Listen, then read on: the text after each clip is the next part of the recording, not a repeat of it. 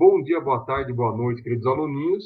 Está na hora, então, de falarmos mais uma vez dele aqui, Auguste Comte, aula 2. Certinho? Vamos lá.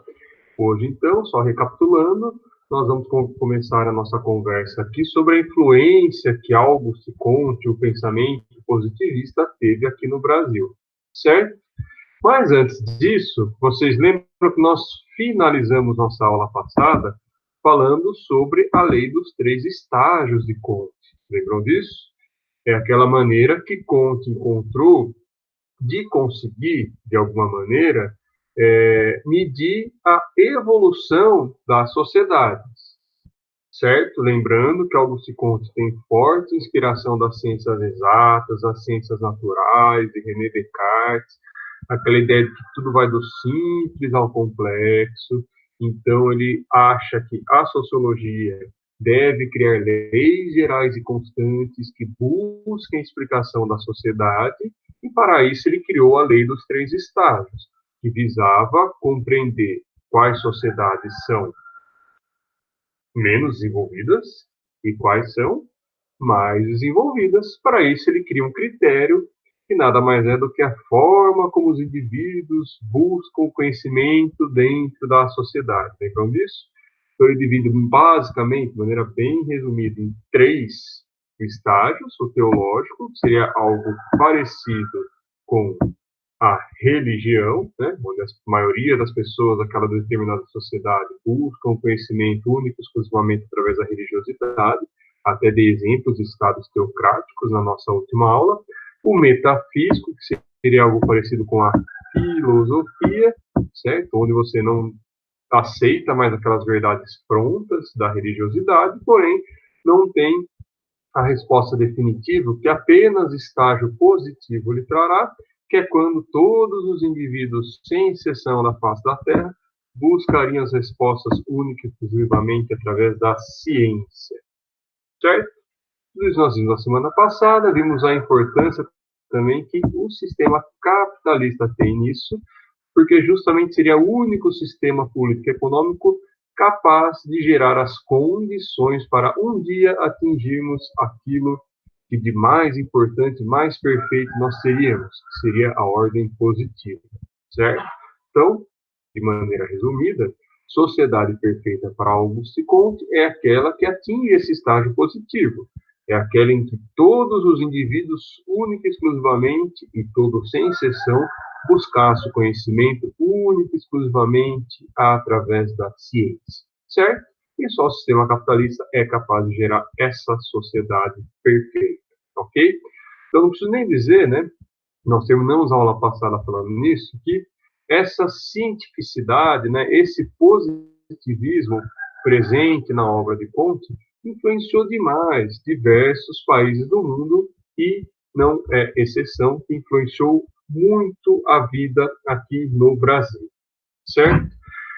Lembra que o seu professor de história, quando estava contando a história sobre o Brasil, né, aquele final do governo de Dom Pedro II, ele falava mais ou menos assim, falava, olha, tinham vários filhos e ricos fazendeiros, né, que iam estudar fora do Brasil, principalmente na França, naquele período, e voltavam com ideais republicanos, abolicionistas, lembram disso?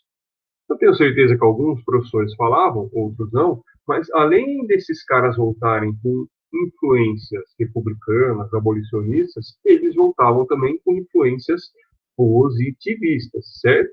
E um grande local onde o positivismo encontrou terreno fértil para se proliferar, diria assim, no Brasil, foi exatamente na ala dos militares, ok? Então, o positivismo de Comte teve uma forte influência, principalmente naquele cara que foi o responsável, né, num primeiro momento, a proclamar a República no Brasil, no Marechal Manuel, me perdoem, Deodoro da Fonseca. Então, o Deodoro da Fonseca, é óbvio que ele não é o único responsável pela proclamação da República aqui no Brasil, são vários fatores, vocês já aprenderam história, mas ele foi o cara que depôs o Dom Pedro II, né? Num primeiro momento, lá em 15 de novembro de 1889, Ele fazia parte do governo provisório, que posteriormente virou governo definitivo, e ele governou o Brasil até a sua renúncia em 1891, 23 de novembro, devido a N fatores aí. Mas o Marechal Deodoro da Fonseca, em específico, ele era um grande entusiasta do positivismo. Não só ele, né? Uma grande parte do exército brasileiro tinha grandes influências positivistas. Tanto que o Marechal, o Deodoro da Fonseca, no início do seu governo, né, ele tenta fazer diversas políticas públicas baseadas no positivismo. Lembrando que o pensamento republicano francês, que é uma grande fonte inspiradora desses caras, pregavam a ideia da liberdade individual, né, que o pensamento republicano, a república, deveria ser baseado na liberdade individual, na responsabilidade moral que vinha dessa mesma liberdade. É claro que aqui no Brasil nós adaptamos as outras crenças, a outras ideologias, mas, enfim, várias medidas governamentais, nos primeiros anos, principalmente na chamada Primeira República, teve uma forte inspiração positivista, né? Como, por exemplo, a tentativa de uma reforma educativa, que rolou lá em 1891, e a separação oficial entre igreja e Estado no Brasil, que também aconteceu em 1891. Lembrando que Auguste Comte, né, até pela lei dos 3 estágios, você já vai manjar disso, era um cara não muito lá otimista com o pensamento religioso e defendia lá na França, né, no começo do século XIX, exatamente essa ideia, né, de uma escola, de uma educação laica, de uma educação separada entre igreja e Estado, não só a educação, como também a política, certo? Tanto que essa frasezinha aqui de Auguste Comte, ó, acho que você já viu isso daqui em algum lugar, não viu? Não tudo isso, mas parte disso. Olha essa frase de Auguste Comte aqui. O amor por princípio e a ordem por base, o progresso por fim. Ordem, progresso, já viu isso em algum lugar? Bom, o positivismo no Brasil, ele não foi influenciado única e exclusivamente pelos militares. Já falei, né, teve aquela galera que voltou com ideias positivistas quando foi estudar lá na Europa e tal, mas no começo do século XX aqui, nós temos inspirações positivistas no seio da própria sociedade brasileira. Influenciou muito aqui. Olha, por exemplo, esse samba do Noel Rosa e do Orestes Barbosa, chamada Positivismo em 1933, e tem esse verso aqui, esse estrofe meio completamente baseada na obra de Comte. O amor vem por princípio, a ordem por base, o progresso é que deve vir por fim.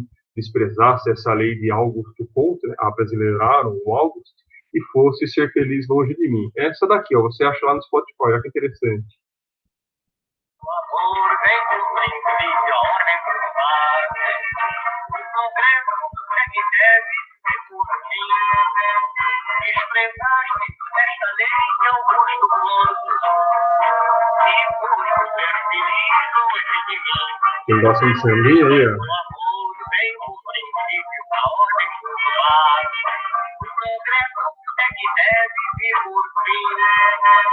Desprezaste esta lei de Auguste Comte, e foste ser feliz longe de mim. Bom, você encontra essa música inteira lá no Spotify, eu vou colocar o link aqui embaixo da aula no YouTube, certo? Então, o positivismo influenciou muito o brasileiro nesse período aí, final do século XIX, principalmente começo do século XX. Inclusive, né, nós temos uma forte influência positivista na área militar, nesse povo que saiu e voltou com ideais positivistas. Aqui nesse samba de Noel Rosa é muito claro essa influência. Nós temos religiões que deram bastante fruto aqui no Brasil, que tem forte inspiração positivista, como, por exemplo, o Espiritismo de Allan Kardec, que quem conhece um pouquinho sabe que nasce ali também no século XIX, com essa ideia do evolucionismo muito forte, muito presente da cientificidade, né? Uma ideia de misturar religião, ciência, evolução, enfim. E também, não à toa, essas linhas ideológicas, essas linhas de pensamento ganharam uma expressividade, uma força muito grande aqui no Brasil, certo? Mas é óbvio que a maior expressão, talvez, do positivismo presente aqui no Brasil está nos maiores símbolos do nosso país, que é exatamente a nossa bandeira, né? O lema da bandeira brasileira é positivista. Olha a bandeira aqui, que beleza. Lembra aquela frasezinha que eu coloquei aqui no começo? Ó? A nossa bandeira brasileira é inspirada nesta frase de Comte. O amor por princípio e a ordem por base, o progresso por fim. Tudo bem que o amor não esteve presente na bandeira, mas a ordem e progresso está presente. Lembrando que a bandeira brasileira ela foi criada em 1889, né? Foi criada durante esse período da Primeira República Brasileira, período esse de forte inspiração positivista, certo? Então, Comte, a princípio, tinha essa ideia de que, olha, a liberdade individual é importante e tal, mas dentro de uma moral que viria como consequência dessa liberdade individual.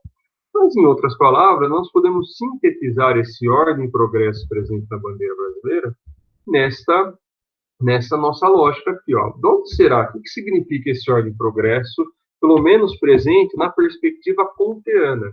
Porque depois, nós sabemos, né, nós já tivemos várias interpretações diferentes para esse ordem e progresso. Mas vamos lá. O que seria essa ordem? Né? Pegando essa logiquinha que a gente fez aqui da lei dos três estágios, né, que eu expliquei lá no começo da aula, estágio teológico, metafísico, positivo, o que seria essa ordem?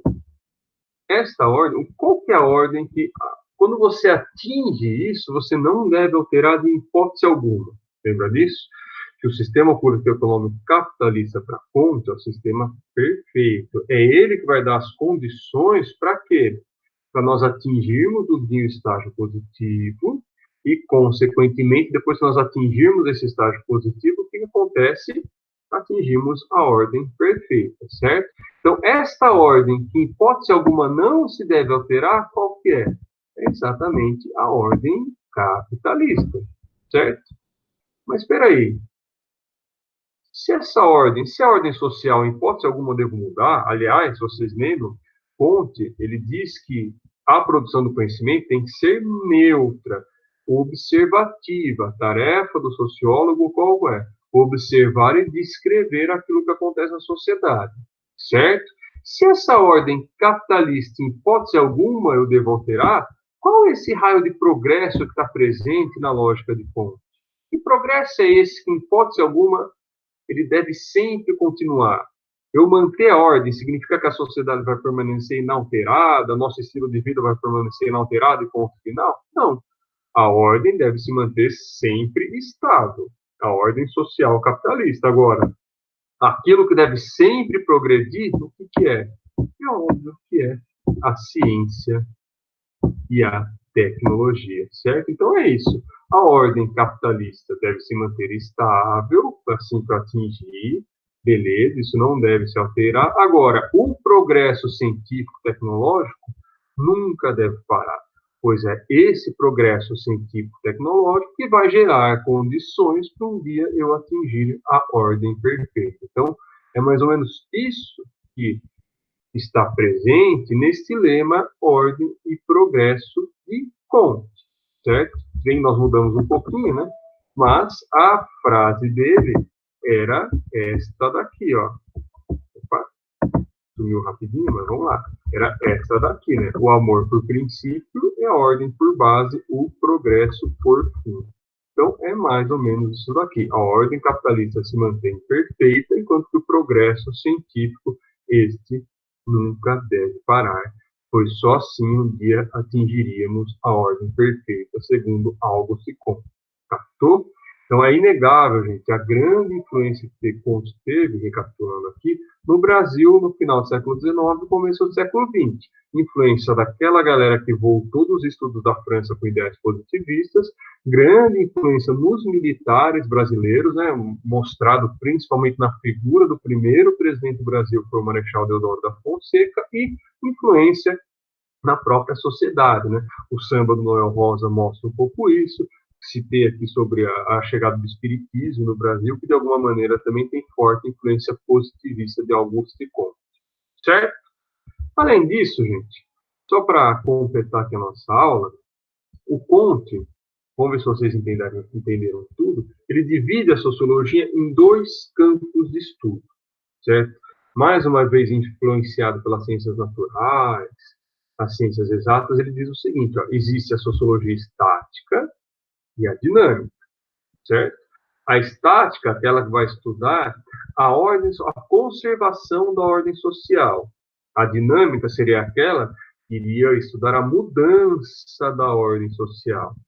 Aquilo que você conhece de Comte, para ele, qual deveria ser a sociologia que prevaleceria? O estudo que deveria prevalecer?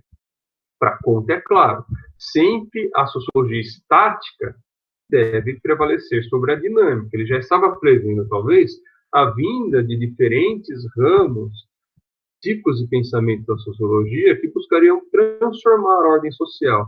Mas nós já vimos a importância de Comte em relação a isso, né?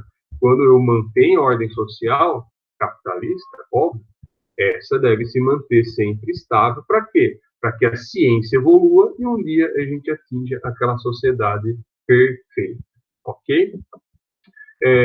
O Comte, obviamente, teve muitas críticas em relação à sua obra. Mas, basicamente, foram duas grandes críticas. Né? Primeira, aquela questão tratada na primeira aula da religião positivista, certo? Que, assim, muitos enxergaram uma contradição, né? Já que ele era contra o pensamento religioso. Outra forte crítica a Comte é o seguinte, tirando aquelas que os teóricos críticos já faziam, né, da neutralidade, da observação. Mas outra forte crítica é o seguinte, os caras falavam assim, olha, Comte, espera aí, se eu for pegar essa sua linha aqui de raciocínio, essa daqui, ó, do teológico, metafísico, positivo, se eu for analisar isso daqui, a sua obra não atingiu esse estágio positivo. A sua obra, no máximo, atingiu isso aqui, esse estágio metafísico. Eu não enxergo aqui, na sua obra, como uma obra científica. O que está faltando para a sua obra, para a obra de Comte, dirão os teóricos que estão criticando Comte? Está faltando um método. Eu não consigo identificar na sua produção de conhecimento nada de científico. Então, imagine, para Comte, isso foi um grande golpe. Olha quantas vezes eu falei a palavra ciência durante essas aulas de Comte. E a galera está falando que a produção do conhecimento dele não é científica. Bom, esse é um assunto que outros autores depois irão tratar e nós vamos ver mais para frente. Certo? Então, hoje espero que tenha ficado claro, principalmente a influência de Comte no conhecimento, a influência de Comte no Brasil. Certo? E vamos tratar mais para frente sobre isso. E aí, será que Comte realmente produziu conhecimento científico? Não produziu? Vem um autor depois que tenta resolver essa parada aí, que é Émile Durkheim, o principal herdeiro das concepções de Comte.